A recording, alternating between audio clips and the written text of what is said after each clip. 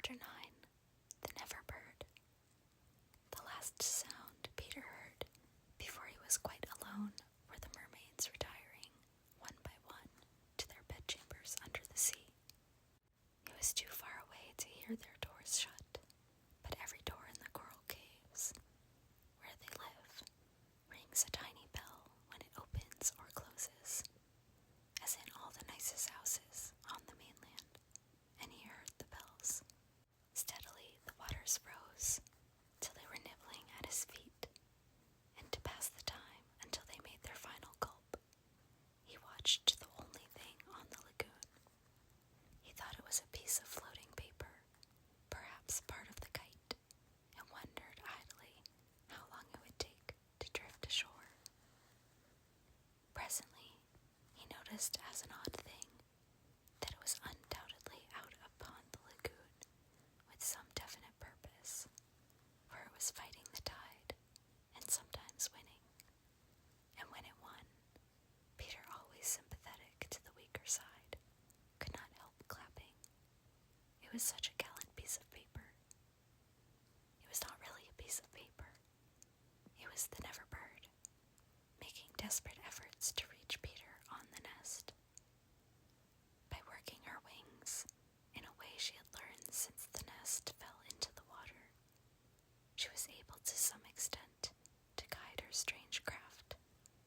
But by the time Peter recognized her, she was very exhausted. She had come to save him, to give him her nest, though there were eggs in it. I rather wonder at the bird, for though he had been nice to her, he had also sometimes tormented her. I can suppose only that, like Mrs. Starling and the rest of them, she was melted, because he had all his first teeth. She called out to him what she had come for, and he called out to her what she was doing there. But of course, neither of them understood the other's language. In fanciful stories, people can talk to the birds freely, and I wish for the moment I could pretend that this were such a story, and say that Peter replied intelligently to the Neverbird. But truth is best, and I want to tell you only what really happened. Well, not only could they not understand each other, but they forgot their manners. "I want you to get into the nest," the bird called, speaking as slowly and as distinctly as possible.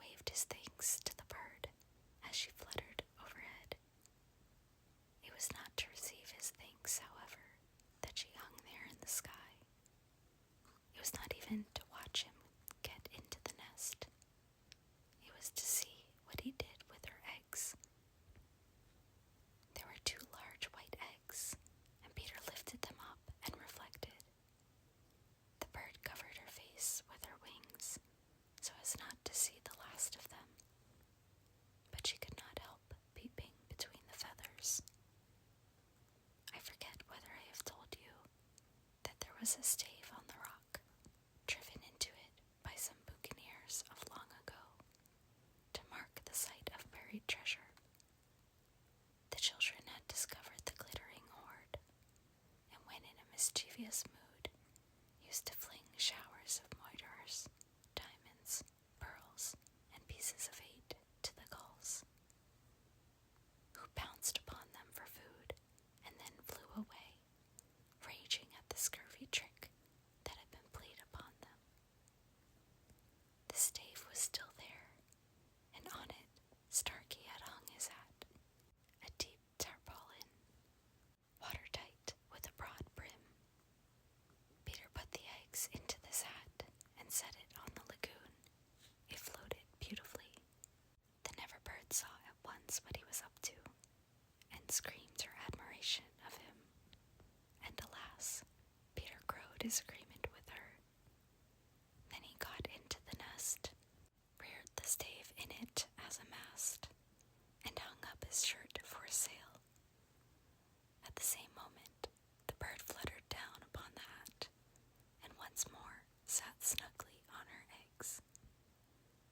She drifted in one direction, and he was borne off in another, both cheering.